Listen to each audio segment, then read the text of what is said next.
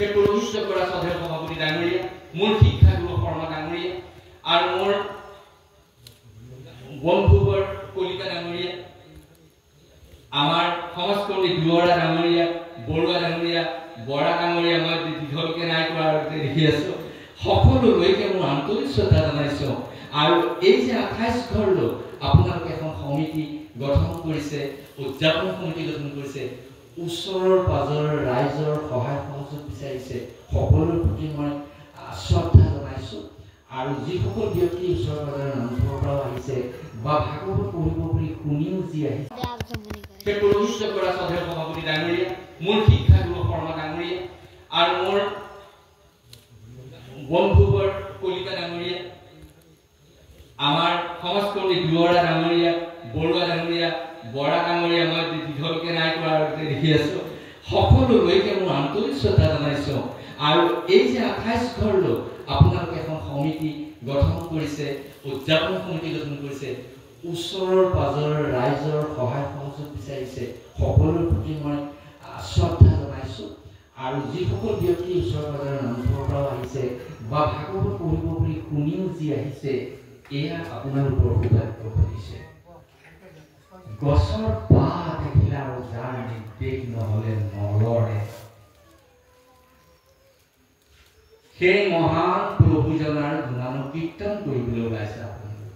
গা যা লাগি যোৱা, মই একদম বৰ আৱেগিক কথা কৈছো।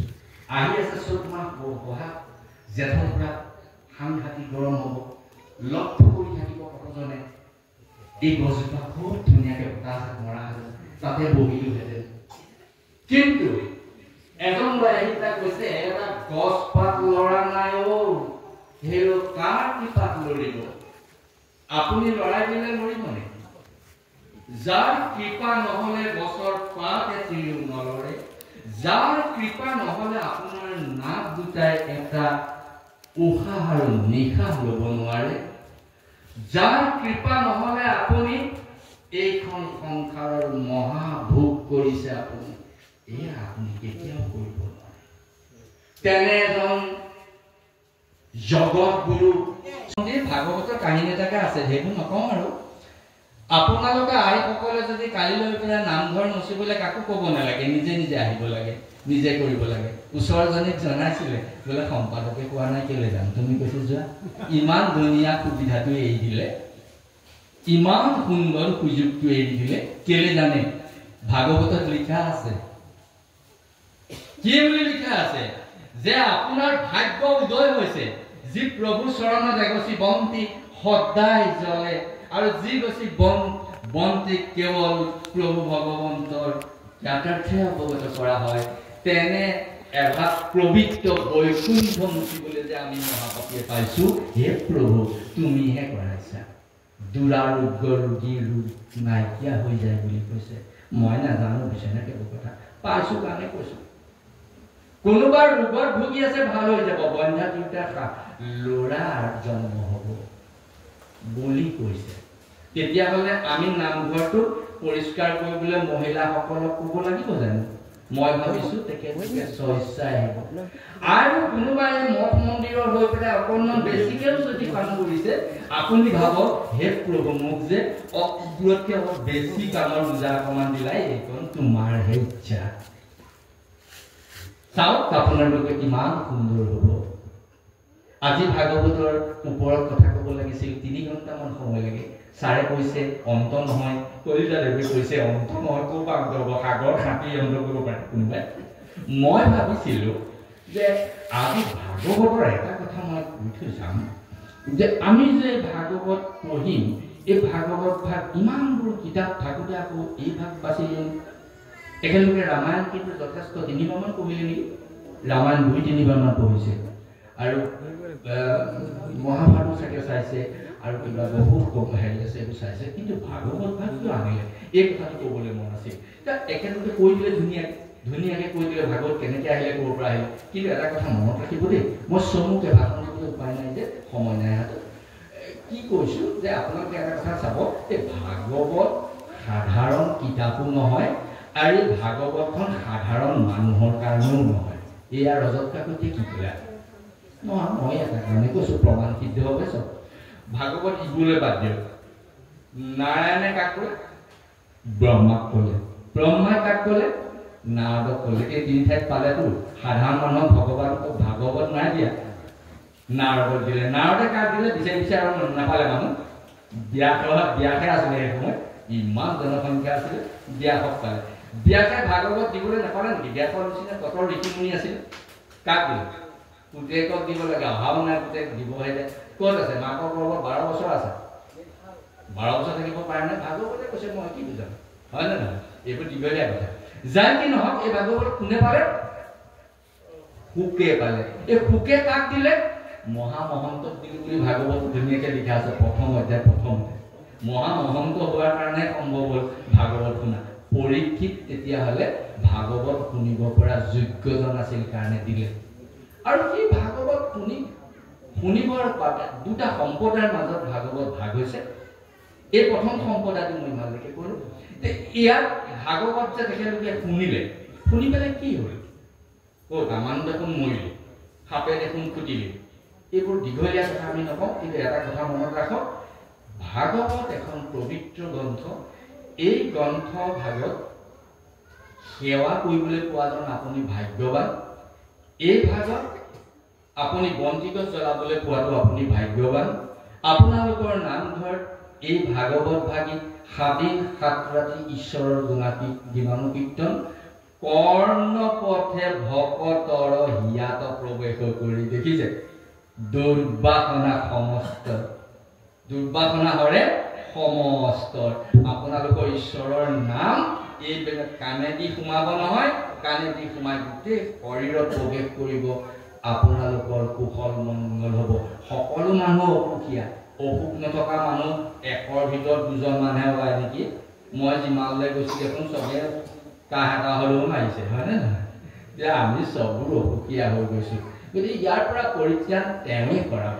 আমি বন্তি গছি জ্বলাব হ'লে এই নামঘৰীয়া মহোদয়ক আমিতো দিছোঁ তেখেতে চাকি গছ জ্বলাইছে কিন্তু তেলহে আমাৰ ঘৰৰ পৰা আমাৰ 3 মাহমান দিয়াই নাই পাম নে নাপাম এতিয়া তাৰ ফলটো কেলে নামঘৰত যে চাকি বছৰ হিচাপে নামঘৰীয়া দি নাথাকে জানো আৰু তাকো আমি পইচা তোলোঁ পইচালে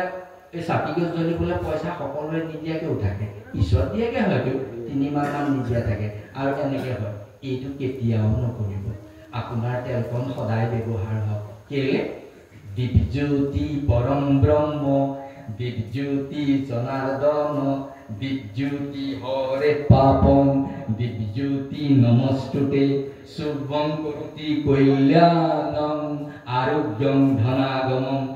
দেশ বুদ্ধি বিনাশায় দিব্যজ্যোতি নমস্তুতে দেখিব সেই বন্তি গছ তেতিয়াহ'লে মোৰ আমাৰ নামঘৰীয়াই ডাঙৰজনী জীয়েক মেট্ৰিক পাছ কৰিবলৈ নলগায় পিতেকৰ চাকৰি হ'বলৈ তেতিয়াহ'লে সেই গছ চাকি নজ্বলায় কাৰ মংগল অৰ্থে জ্বলায় এই যে আমি এটা ইঘৰ মানুহ ইয়াত 28 ঘৰে হওক 29 ঘৰে আছোঁ বন্তি গছ জ্বলাই তেখেতে কল্যাণ সাধনা কৰে কি বুলি কৰে তেখেতে কয় সংস্কৃততো ক'ব পাৰে অসমীয়াতো ক'ব পাৰে তেখেতে কৈছে আমাৰ এটাই ঘৰৰে কল্যাণ হওক আপুনি সেইকাৰণে আপুনি দিয়া চাকি গছৰ সেৱাভাগ ধৰক আকৌ বোলে ক'ত ধৰিম কেলে শংকৰদেৱে কৈ থৈ গৈছে নহয় আমি চাকি গছ জ্বলাওঁতে আপোনালোকক সংকেত দিম বুলি দবাটো কেতিয়া বজাই দিয়ে চাকি গছ জ্বলাই আহিলে নামঘৰত দবা কোব দিছে তাৰমানে সাৱধান আপোনালোক ক'ত আছে আপোনালোকে দিয়া তেলকণ ঈশ্বৰৰ ওচৰত অৰ্পণ কৰিলোঁ য'তেই আছে সেৱাভাগ লওক সেইটোৱে নহয় জানো সেইকাৰণে দবা বজাইছিলে আৰু দবা বজাই থাকোঁতে আকৌ চেদা মাৰিহে থাকিলোঁ এই পালি পেলাই দিবলৈও হ'ল বেয়া কথাৰ মাথা কৈছোঁ কুঠাৰ মাৰি আছিলোঁ কুঠাৰখনতে বেয়া হ'ল পুখুৰী সিঁচি আছিলোঁ মাছকেইটা এই থৈনো কেনেকৈ সেৱা কৰা হৈ যাম হয়নে নহয় গতিকে মই এনেই মালি লগাকৈ কৈছোঁ আপোনালোকে কৰিছেতো ক'ব খোজা নাই মই এইটো কৈছোঁ যে আমাক গুৰুজনে এনেকুৱা ব্যৱস্থা দিলে যে দবাটো সেইকাৰণে আমাক কৈছে যে দবা মাৰি দিয়াৰ লগে লগে নামঘৰলৈ আপোনালোকে সেৱাভাগ লওক কাৰণ আপুনি দিয়া তেলকণ তাত জ্বলিল সেইটো কৰক হয়নে নহয় এতিয়া আমি ভাবিছোঁ যে এই যে ইয়াত যিটো বিষয় দিলে এই বিষয়টোৰ ওপৰত ক'বলৈ সময় নাই আৰু ছাৰে মোলৈ চাই আছে 10 মিনিট কথা কোৱা মানুহটোক কেলৈ আকৌ ইমান দেৰি কৈছে চাগে চাই আছে গতিকে মই ভাবিছোঁ সামৰি দিম এতিয়া আপোনালোকে কেতিয়াবা ভাষণ মাতিবলৈ ধৰে সময় অলপমান দিব পাৰে তেতিয়া চাব আমি আলোকপাত কৰিম এইটো বিষয়ে কৰিম লাগিলে হয় আলোকপাত কৰিম গতিকে মই যুৱক যুৱতীসকলক এটা কথা কৈছোঁ যে আপোনালোকক আমি না বেলেগে কিটো কম ভাগৱত আপোনালোকৰ ৰামায়ণ আপোনালোকৰ গৌৰৱ কৰক আপোনালোকে যে আমি অসমীয়া গৌৰৱ কৰিছোঁ কি বুলি আমাৰ এখন মহাকাব্য আছে দুখন মহাকাব্যক আমি শ্ৰদ্ধা জনাইছোঁ ডাঙৰ ডাঙৰ মহাকাব্য আছে এখন শাস্ত্ৰ আছে আমাৰ ভাগৱত আছে কীৰ্তন আছে কিমান ধুনীয়া কিতাপ আছে ইয়ালৈ আমি স্বাগত জনাইছোঁ গতিকে যুৱক যুৱতীসকলে ইমান কষ্ট কৰিছে আজি 3 মাহমানৰ পৰা 6 মাহমান হ'ল 6 মাহমানৰ পৰা আজি মই পাহৰিয়ে গৈছিলোঁ ইমান সুন্দৰ কৰি পেলাইছে ইমান ধুনীয়া হৈছে আৰু এইখন গাঁৱৰ লগত মোৰ সম্পৰ্ক আছে যথেষ্ট মই একেলগত ভাল পাওঁ মোকো চিনি পাই মোৰ প্ৰতিঘৰ ইয়াতে গতিকে আহিছিলোঁ মই ভাবিলোঁ যে সেৱা ভাগ ল'বলৈ পোৱাটো মোৰ কাৰণে যথেষ্ট কথা হ'ল আমি সেৱা ভাগ ল'লোঁ আজি ভাগৱতৰ ওপৰত আপোনালোকক আৰু নকওঁ দুজন বক্তাই ভাগৱতৰ ওপৰত কৰে কিবা ক'বলগীয়া আছে নেকি সুধিব লগা আছে নেকি অকমান ক'ব লাগিব আপোনাৰ দেৰি হ'ব বুলিছে যে সেইটো মানে বেলেগ এজনক দিব অকমান ৰৈ দিব 4টা বাজিলে দেই 4টা বাজিলে আপুনি গৰম পানী এগিলাচ খুৱাই দিব মানে ইয়াত গৰম পানী দিব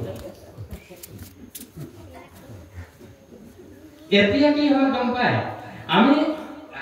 এই ইয়ালে যে আমি এই সমাজখন পাতি আছো এই সমাজখন আমি আজি যিখন সমাজ কালিও সেইখন সমাজ থাকক পৰহিও সেইখন সমাজ থাকক এই উদ্বোধন কৰিবলৈ যিজন মাতিছিলে তেখেত নাহিলে তাৰ প্ৰতি উদ্দেশ্য ব্যাখ্যা হয় উদ্দেশ্য ব্যাখ্যা থাকা আমাৰ দত্তদানীয়ে কথা এটা ক'লে বোলে হাতী খাতে ঠিকেই থাকে ন মানুহটো চুলিয়া দিয়া পিন্ধি থাকে তাৰপিছত 8 নম্বৰ দিনাখনৰ পৰা বোলে এইবোৰ চব এৰি দিয়ে নহয় এই ভোটৰ সদায় চুৰিয়াখন কেনেকৈ কৰি থাকিব কলেজলৈ যোৱা ল'ৰাজনৰ কেনেকৈ চুৰিয়া পিন্ধি যাব তেখেতে আচলতে অন্য এটা কথা কৈছে এই মাছ মাংস খাব নালাগে যে শাস্ত্ৰ ভাগৱত পঢ়ি থাকিলে এই সেইদিনাখনে পাইনা কাহানী 8 দিন যায় লাগে হয় নহয় সেইকাৰণে অলপমান তৎপৰতা দেখুৱাইছে গতিকে সেইটো দুখ নকৰিব যেতিয়া এদিন নিজে বুজি পাবগে তেতিয়া নিজে কৰিব মই কিন্তু মাংস নাখাব মাছ নাখাব বুলি কৈ থৈ ইয়াত নাযাওঁ সাত্বিক আহাৰটো কৰিলে আপোনাৰ কাৰণে ভাল নিজে জানিব হয়নে নহয় গতিকে মই আজি এটা কথা ক'ম যে আমাৰ আহাৰৰ ওপৰতো আমাৰ মানুহৰ মন মগজুটো পৰিচালিত হয় সেইকাৰণে আমি তাৰ ওপৰত গুৰুত্ব ৰাখিব লাগে তাকে যেনিবা এইটো কাম কৰিব নালাগে কালিলৈ ল'ৰাটো মেট্ৰিক পাছ আজি এপুৱা গাখীৰ খুৱাই পঠিয়ালে হ'ব এতিয়া যে মেট্ৰিক এতিয়া যে চলি আছিলে পৰহি মেট্ৰিক পৰীক্ষা শেষ হৈছে তাত আমাৰ ঘৰৰ কাষৰে খুৰী এজনীয়ে কি কৰিছে এটা সঁচা কাহিনী কৈছে খুৰী এজনীয়ে ঘটি এটা লৈ গৈছে লৈ গৈ পেলাই ঢুকলিয়াইছে ৰাতিপুৱা সন্ধিয়া সময়ত মই খুৰী কোনফালে যায় এই বোলে এহেঁতৰ ঘৰৰ গাখীৰ এখন মানুহ গাখীৰ এখন আনি বোলে ইমান দৌৰিব লাগে কেলৈ ল'ৰাটো বোলে কাইলৈ পৰীক্ষা নহয় জানো কাইলৈ মেট্ৰিক পৰীক্ষাটো হয় সেইকাৰণে আজি গধূলিকে পিতেকক গাখীৰ এগিলাচ খুৱাই পঠিয়াব আৰু তাৰ পৰীক্ষাটো ভাল হ'ব বিশ্বাস আছে হয় নাই আমি এই চিন্তাটো আধ্যাত্মিকতাৰ ক্ষেত্ৰত কৰিলে নহ'ব এতিয়া কৈছে 60 বছৰ বয়স হওক আৰু 60 বছৰ বয়স হ'লে মোৰ ৰিটায়াৰ হ'ম ৰিটায়াৰ হ'লে গোসাঁই ঘৰ এটা বনাম তাৰ ৰিটায়াৰমেণ্টৰ পইচা পালে এই 1.5 লাখ মান টকা খৰচ কৰি গোসাঁই ঘৰ অকণমান বনাম এয়া ওচৰ ইঘৰ নোৱাৰে মোৰতো গোসাঁই ঘৰ নিচিনা মোৰতো অলপ বেলেগ হ'ব এনেকুৱা চিন্তা মনত লৈ যেতিয়া নিজৰ দেহাটো শুদ্ধ কৰিবলৈ যাব এইটোহে ভুল ব্যাখ্যা হ'ব ভাগৱতত নাই কোৱা ভাগৱতত কৈছে যে আপুনি যিদিনাখনেই ঈশ্বৰৰ নাম লৈ আহিলে সেইদিনাখন ঈশ্বৰ আপোনাৰ লগত আছে মাত্ৰ আপুনি ঈশ্বৰ সদায় আপোনাৰ লগত আছে কাৰণ ঈশ্বৰ সদায় লগত আছে কাৰণে নামঘৰতে বহি আছে প্ৰত্যেকৰ লগত আছে প্ৰত্যেকৰ লগত ঈশ্বৰ আছে নহ'লে আপোনালোক নামঘৰলৈ আহিব নোৱাৰে নহয় আপুনি জন্ম হওঁতেও ঈশ্বৰ আছে আৰু সেইদিনাখনো তেখেতে লগত থাকিহে যাবগৈ সেই সময়লৈকে থাকে আৰু চামুচ শেষৰ চামুচ পানী বোলে সৰু ল'ৰাই হাতে খালে সেইখিনিলৈকে আছে কাৰণ আপুনি নাই বুলি নাভাবিব লগত আছে যেতিয়া তেওঁ এৰি থৈ যাব, এৰি থৈ যোৱাৰ লগে লগে ভয় লাগে কি সেইকাৰণে আধ্যাত্মিকতাটো আহিব লাগে। আমাৰ ডেকা যুৱক যুৱতীবিলাকে আমাৰ ছাৰে এটা কথা কৈছিলে যে আমাক ল'ৰাবোৰ ভাল ল'ৰা লাগে, ভাল ল'ৰা বিচাৰে, বেয়া ল'ৰা কোনো নিবিচাৰে। ছোৱালী এজনী থাকিলেও ভাল ল'ৰা এটাহে বিচাৰে ছোৱালীজনী দিবলৈ। ছোৱালীজনী কিমান ভাল এই হাল মাক বাপেকে চিন্তা নকৰে, কিন্তু সিহঁতক লগাটো কিন্তু ভাল ল'ৰা এটা হ'লে লাগিব। এইটো কথা মনতে ভাবি লৈ এখন সমাজ ব্যৱস্থা। কিন্তু আমি যদি এটা কথা চিন্তা কৰোঁ যে আমি ল'ৰা আৰু ছোৱালীবিলাক যদি মোৰ দুটা ল'ৰা ছোৱালীও ভাল, আপোনাৰ দুটাও ভাল ল'ৰা ছোৱালী, তেতিয়াহ'লে আমাৰ জঞ্জালটোনো ক'ত? সমাজত জঞ্জাল নাই। এই জঞ্জালটো কেনেকৈ হ'বলৈ পাইছে এইটোহে আচল কথা। গতিকে যুৱক যুৱতীসকলক কৈছোঁ, বিনম্ৰভাৱে অনুৰোধ কৰিছোঁ যে বিবাহটো আপোনালোকে পাতিব লাগিবই। মানৱ জীৱনৰ শ্ৰেষ্ঠ সংস্কাৰ, মানৱ জীৱনৰ শ্ৰেষ্ঠ সংস্কাৰ বিবাহ কাৰ্য কৰিব লাগিব, নহ'লে পৃথিৱী নৰয়। গতিকে বিবাহ কাৰ্যৰ আগত ঈশ্বৰমুখী হ'ব লাগিব একেবাৰে খাটাং। অকৰণীয়া জনে সন্তান জন্ম দিলে অসুচি। গতিকে শৰণটো আমি ল'বই লাগে, শৰণটো ল'ব লাগে। ল'ৰা ঈশ্বৰ সেৱা কৰিবলৈ আপুনি চেলেং চাদৰ নহ'লেও পাৰে। শৰণ লোৱাৰ পাছত কাপোৰ কানি বদলিকৈ পিন্ধিব লগাৰ জহতে বহুতে শৰণ ল'লে, বহুতে গোসাঁই ওচৰলৈ নাযায়। এইটো চিন্তা কৰিব নালাগে। আধ্যাত্মিকতা সেইদেও আহিব, কিন্তু আমি আচলতে সমাজখনে যুৱক যুৱতীসকলে ঈশ্বৰ পৰায়ণ হ'ব লাগে, ঈশ্বৰক বিশ্বাস ৰাখিব লাগে। আৰু ঈশ্বৰক বিশ্বাস কৰাৰ লগে লগে পিতৃ মাতৃলৈ আহি যাব। সেই অলপ ইয়াৰ পৰা আহিব বেলেগ হৈ পিতৃ মাতৃলৈ আহিব। পিতৃ মাতৃক যেতিয়া শ্ৰদ্ধা কৰিব, আপুনি চাব, আপুনি অলপ উত্তৰণ ঘটিলে। কলিতাই কৈছিলে, কলিতাই কি বুলি কৈছিলে বোলে, আধ্যাত্মিক এখন জগত আমাৰ ইয়াত আছে। সেই জগতখন দেখুৱাই তেখেতে দিবলৈ মন নকৰিলে, মোৰ ফালে চালে, তাৰমানে মই জগতখন দেখুৱাই দিব লাগে বুলি ক'লে নেকি, সময় হাতত নাই। এতিয়া কথা হ'ল এই যে আধ্যাত্মিকতাটো, মা দেউতাক শ্ৰদ্ধা কৰা, শিক্ষাগুৰুক শ্ৰদ্ধা কৰা, এয়া আমাৰ আধ্যাত্মিকতাই, কিন্তু একেবাৰে সৰু, একেবাৰে নিম্ন। আৰু আছে আধ্যাত্মিকতা বুলি ক'লে শিক্ষকক সন্মান কৰাটোকে অকল আধ্যাত্মিকতা নহয়। গতিকে মই ভাবিছোঁ যুৱক আৰু যুৱতীসকলে অতিথি দেৱো ভৱ, গুৰু দেৱো ভৱ, এই কথাটো মনত ৰাখিব। গুৰুসকলৰ ওচৰত নিজক শৰণটো দিয়ক, শৰণটো দিয়াৰ পিছতে বিবাহ কাৰ্যত আগবাঢ়ক, তাৰ পিছতে সমাজৰ কাৰণে আপোনালোক আগবাঢ়ক। এতিয়া মই বৰ ভাল লাগিছে, শালিকীহাটৰ কেইজনমান যুৱক সিদিনাখন আমাৰ ঘৰলৈ ফোন কৰিছিলে। মই তেওঁলোকক কৈছোঁ যে তোমালোকে বৰ ভাল কাম কৰিবলৈ লৈছা। এই অঞ্চল গোলাঘাট এটা বৃহৎ এখন জিলা, এই জিলাত এখন বৃহৎ ধৰ্মীয় সমাৰোহ তেখেতলোকে পাতিবলৈ ভাবিছে। তেওঁলোকে কৈছে যে আমি প্ৰায় 1000 বা 2000 নামতীয়ে তাত যদি নাম গোৱাব পাৰোঁ একেলগে, কেনেকুৱা হ'ব ছাৰ? কিন্তু সেইটো বহুত ভাল হ'ব। এনেকুৱা চিন্তাও আমাৰ যুৱকে কৰিছে, এতিয়াও তেনেকুৱা যুৱক ওলাইছে। আমাৰ যুৱকসকলেও সহযোগ কৰিব, এয়া বৰ ভাল কথা হৈছে। তাকে যেনিবা ধীৰে স্থিৰে, বৰ বেছিকৈ জপতীয়াই কৰিবলৈ গ'লেও অকণমান আউল লাগিব। সেইকাৰণে ধীৰে স্থিৰে কামবিলাক আগবাঢ়ক। মই সেই যুৱককেইজনক আজি ইয়াত লগ পাই ভাল লাগিলে। ভৱিষ্যতে আমি সহায়ৰ হাত আগবঢ়াম, এয়া ৰাইজৰ সহায়ৰ হাত আগবঢ়াব। আৰু ইয়াত ভাগৱতৰ সম্পৰ্কে দাদাই যে আপুনি ক'বলৈ কৈছিলে যে মই এটা কথা আৰম্ভ কৰিছিলোঁ, এতিয়া সামৰণি মাৰিম। ভাগৱত আৰম্ভ হৈছে মই মৰিলোঁ, আৰু ভাগৱত সামৰণি হৈছে মই তৰিলোঁ। কথাটো গুৰুত্ব সহকাৰে হ'ব। আটাইসকলক কৈছোঁ, ভাগৱত আৰম্ভ হৈছে মই মৰিলোঁ, কাৰণ মোক সৰ্পই দংশিব। এতিয়া মই বৰ ডাঙৰ ভুল কাম কৰিলোঁ, তক্ষকে মোক 7 দিনৰ ভিতৰত, মই মৰিলোঁ। সেইকাৰণে গৈ ক'লেগে যে ভাগৱত শুনাবৰ কাৰণে আমাৰ সুখদেৱক কৈছে যে মৃত্যুকালীন ব্যক্তিৰ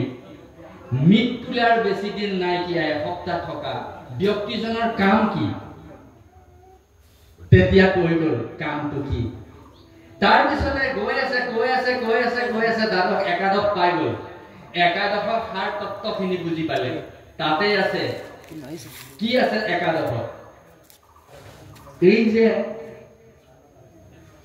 তত্ত্ব কথাখিনি কৈ গৈছিলে এই গোটেই তত্ত্বখিনি তাতে পালে দ্বাদশত পালেগে গৈ আমাৰ পৰীক্ষিতে আৰু তেতিয়া ক'লে বোলে মই তৰিলো এই মৰিলোত আৰম্ভ হৈছিল তৰিলোত শেষ হৈছে আমিও ভাগৱত সঁচা অৰ্থত ক'বলৈ গ'লে তৰিবৰ কাৰণে ভাগৱতলৈ আহিব লাগে আপোনালোক সকলোৱে আহিব মনত একো সংকোচ ভাৱ নানিব কাৰো প্ৰতি বেয়া ভাৱ নাথাকিব আৰু যিসকলে ভাবিছিলে যে মই ক'ৰবাত কোনোবা তীৰ্থলৈ যাব পাৰিম মই যাব পাৰিম নে মই ভাবি আছিলোঁ তীৰ্থক্ষেত্ৰলৈ যাম ভাবিছিলোঁ গয়া জগন্নাথৰ শৰাইখন দিম বুলি নোৱাৰিলোঁ একো চিন্তা নাই নালাগে কাকি গয়া বৃন্দাবনলৈ যাব যদি পাৰিছে যাওক যদি ভাবিছিলে যাব নাই পৰা তেতিয়াহ'লে ইয়াতে ঈশ্বৰৰ ওচৰত আপুনি শৰাইখন অৰ্পণ কৰক চাওক তাৰ ফল হাতে হাতে পাব গতিকে মই ভাবিছোঁ যে ইয়াত এই ভাগৱত সুন্দৰকৈ প্ৰকাশ হ'ব 7 দিন 7 ৰাতি আপোনালোকৰ ইয়াৰ ভাগৱতলৈ বহু ৰাইজ আহিব তেখেতলোকক যিমান পাৰি আতিথ্য কৰক আৰু আপোনালোকে তাৰ ভিতৰতে আপোনালোকেও কীৰ্তন আৰু শ্ৰৱণ আপোনালোকেও কৰক তাৰ কামনা কৰিছোঁ মই আপোনালোকক কৈছিলোঁ যে ভাগৱত প্ৰথম অধ্যায়ৰ পৰা যদি মই আপোনালোকক দ্বাদশলৈকে কৈ গ'লোহেঁতেন অলপ চুই গোটেই 3 ঘণ্টামান লাগি যায় কিন্তু এতিয়া আমি চমুকে কৈ থলোঁ বোলে দেউতা ঢুকালে বোলে হয় দেউতা ঢুকালে এতিয়া বিশদভাৱে কৈ গ'বলৈ হ'লে সেইজনে শুনাৰ ধৈৰ্য নাই তেতিয়া মই কৈ বোলো দেউতা ঢুকালে নে বোলে দেউতা কি হৈছিলে বোলে পৈলাম মই সিমানতে কৈ সামৰণি মৰা হৈছে ধন্যবাদ সেইটোকে কৰা হৈছে গতিকে আমাক আমন্ত্ৰণ কৰি অনা সমিতিৰ সকলো সদস্যক মই ধন্যবাদ জনাইছোঁ যে অঞ্চলৰ ৰাইজৰ সহযোগ যথেষ্ট থকাৰ কাৰণে এখন সুন্দৰ বৈকুণ্ঠপুৰীলৈ নিৰ্মাণ হৈছে মই ইয়াত চাইছোঁ অকণমান দেৰি কথা নহয় যে ইমান ধুনীয়া লাগিছে আপোনালোকে যথেষ্ট কষ্ট কৰিছে মানুহ বোলে 28 ঘৰে বুলি কোৱা শুনিছোঁ ওচৰৰ কেইবাটাও নামঘৰৰ ৰাইজ আহিব আৰু তেখেতলোকে আহিব বুলি মোৰ বিশ্বাস হৈছে কাৰণ ইয়ালৈ নাহি নোৱাৰা আহিব ক'লে হয়নে নহয় এই বৈকুণ্ঠপুৰীত য'ত আহিলে মানৱ জীৱন কল্যাণ সাধন হয় য'ত আহিলে কথা ক'ব নজনাজনেও কথা ক'ব পৰা হয় মুকম কুৰুতি ৱাচালম পংগুজনেও পাহাৰ বগাব পাৰে মুকম কুৰুতি ৱাচালম পংগুম লংঘয়তে গিৰি তৎপৰম গতিকে মই ভাবিছোঁ যে সেই ভগৱানৰ গুণানুকীৰ্তন হ'ব ইয়াত সকলো ৰাইজে একত্ৰভাৱে অন্তৰ শুদ্ধৰে এই ভাগৱত শ্ৰৱণ কৰিব আপোনালোকে গৃহে গৃহে উন্নতি হ'ব সকলোৰে কল্যাণ হ'ব মই সকলোৰে কল্যাণ কামনা কৰি সভাপতিলৈও চাইছোঁ ছাৰলৈও চাইছোঁ ভাষণ নাৰাখি বুলি কৈছোঁ তথাপিতো মোক আহিলোঁ যেতিয়া আশীৰ্বাদ এটা দি থৈ যাওঁ সৰ্বে ভৱন্তু সুখিনঃ সৰ্বে সন্তু নিৰাময়া সর্বে ভদ্রানি পশ্যন্তু মা কস্যিৎ দুঃখ ভাগ হবে মা কস্যিৎ দুঃখ ভাগ হবে সকলের কল্যাণ হবে শেষত গুৰুজনে আমাৰ গুৰু এজন আছে নহয় একেবাৰে নজনা গুৰু এজন আছে আমি সকলোৱে জানো এজনহে আছে অসমত নজনা ব্যক্তি সেইজনে ঈশ্বৰ সেৱা কৰিব নাজানে ঈশ্বৰক ভজনা কৰিবও নাজানে একো নাজানা মানুহ এজন তেখেতে লিখা ঘোষা ভাগকে মই পাঠ কৰিম এয়া হ'ল মাধৱ পুৰুষে কি বুলি কৈছে জানে তেখেতে হেনো বোলে একোৱেই নাজানে নাজানো